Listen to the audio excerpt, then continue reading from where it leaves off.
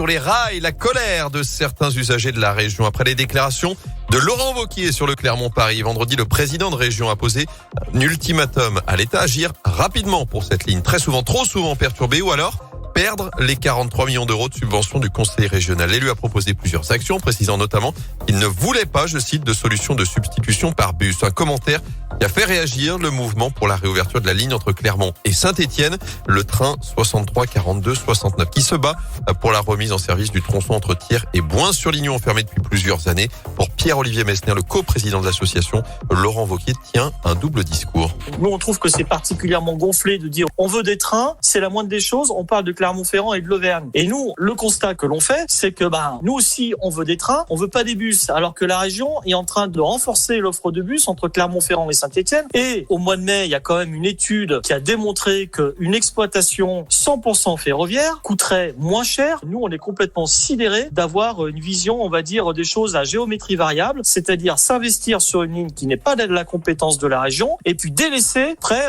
d'1 million d'habitants qui sont concernés par l'axe Clermont-Ferrand-Saint-Étienne.